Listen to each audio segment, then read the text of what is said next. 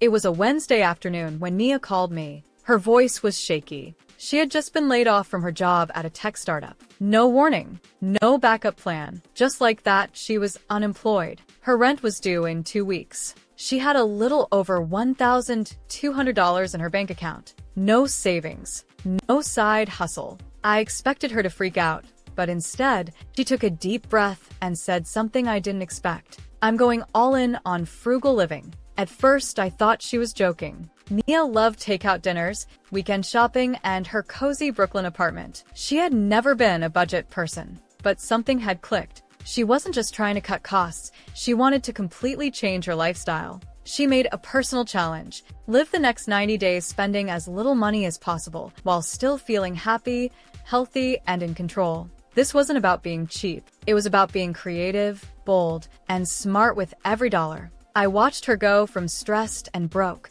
to confident and in charge. This is the story of how losing a job turned into something unexpected, a total money reset, and maybe even a life upgrade. Number 1. From layoff to game plan. Before the layoff, Nia lived like most of us do when life feels stable. She ordered food almost every night. She took Ubers instead of the subway. She paid over $2,000 a month for a small apartment in Brooklyn because it was close to her job. She didn't worry too much about money because it was always coming in. But after the phone call from HR, everything changed. For the first time, she really looked at her bank account. Just $1,273 left. No job, no income. She knew unemployment benefits would take weeks to arrive, and they wouldn't be much anyway. I could panic, she told me, or I could treat this like a challenge. That night, she grabbed a notebook and wrote at the top, 90-day, zero capital challenge. Her goal? Spend as little money as possible over the next 3 months, but still live well, not survive. Live. She wasn't looking for just normal frugal tips like skipping coffee or cutting Netflix. She wanted something bigger, a frugal lifestyle experiment that felt creative and even fun. She wrote down rules. No rent. She had to figure out free or super cheap housing.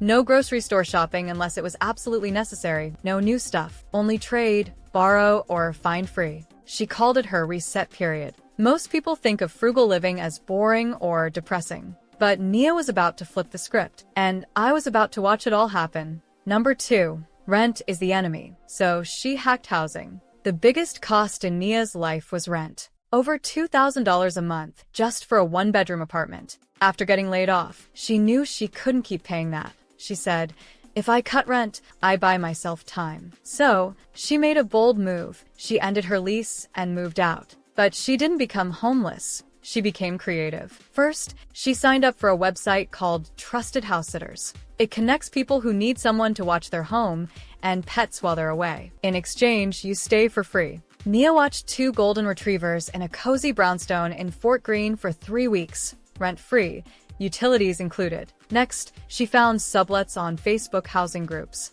People traveling for work or long vacations often rent out their places for short periods. She stayed in a sunny studio while the owner was in Europe for a month. She also helped friends who needed a dog sitter or someone to water plants while they were gone. In return, she stayed in their homes. By doing this, Nia didn't just avoid paying rent, she also avoided bills and lived in nice places across the city. I didn't need a permanent address, she told me. I needed a place to sleep, work, and breathe. This new way of living gave her something surprising: freedom. No rent, no long leases, no stress. She was no longer tied to one place, and that opened the door to everything that came next. Number 3. The cashless grocery experiment. After solving the rent problem, Nia looked at the next big expense: food. She had always spent hundreds each month on groceries, snacks, and takeout. But now, her goal was to spend as close to zero as possible. So, she started what she called her cashless grocery experiment. First,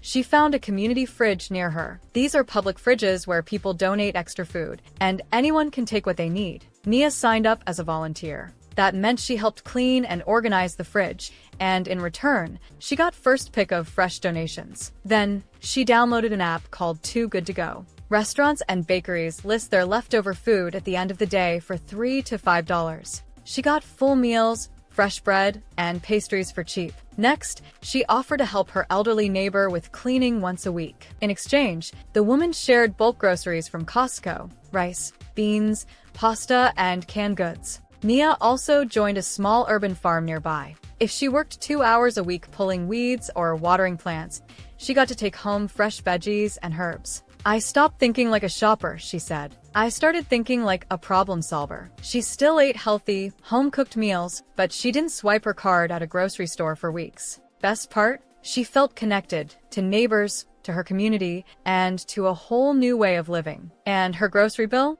Pretty much $0. Number 4. Digital frugality, how she made her phone pay for itself. Nia once used her phone mostly for scrolling and shopping. But after getting laid off, she had a new rule. If I'm using my phone, it should be helping me save or make money. So she turned her phone into a tool, not a toy. First, she joined some websites. These apps pay you to test websites, check prices in stores, or give feedback on apps. They're small tasks, but she made $10 here, $15 there, and it added up. She also got free entertainment. Instead of paying for Netflix or Spotify, she used her library card to get free access to apps which offer movies, shows, music, and audiobooks. To save on everyday purchases, she used cashback apps. Even when she had to spend, she made sure to get something back. She also watched YouTube to learn new skills like how to fix clothes, cook new recipes, or even understand money better. "The phone used to drain my wallet," she laughed.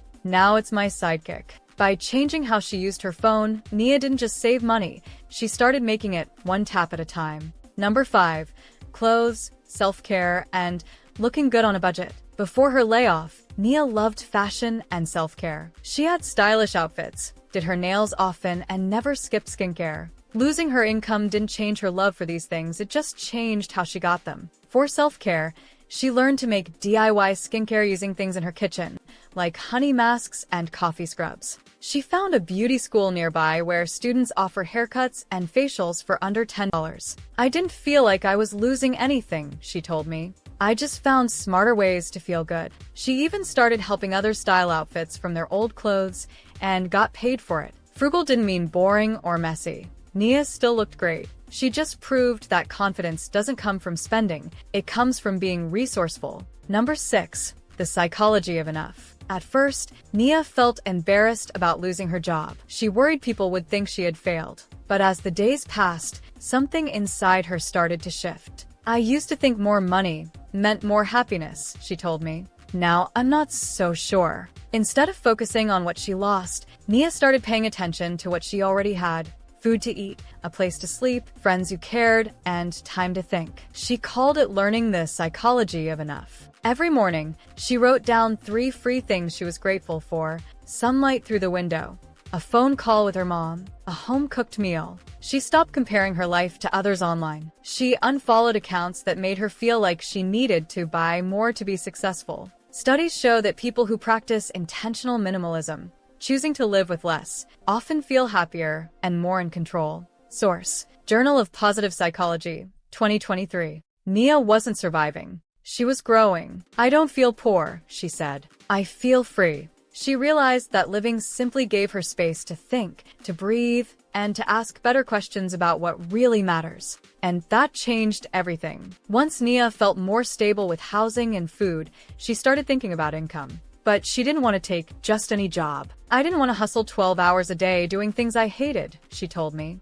"I wanted to earn money in a way that felt good." So she made a list of skills she already had. She signed up for Upwork and offered virtual assistant services to small business owners. Within 2 weeks, she landed a gig helping a wellness coach manage emails and calendars. Next, she created a simple Notion template called the Frugal Living Bootcamp based on her own experience. She listed it on Etsy for $5. People started buying it. "I didn't just want to make money," she said. "I wanted to build something meaningful." Not everyone can quit rent or live on food swaps, and that's okay. But watching Nia's journey made me think, what if we all tried just one small change? What if we swapped instead of shopped? Cooked more, ordered less, traded time or skills instead of money? Frugal living is about being in control, spending with purpose, not pressure. In a world full of rising prices and job stress, maybe the smartest move isn't chasing more. Maybe it's learning how to enjoy enough, and building a life that truly fits us. Now, if you want to learn how to achieve financial success, then watch this video next. If you made it to this point in the video, please like and subscribe to the channel to see more content like this. Thanks for watching, and I'll see you in the next video.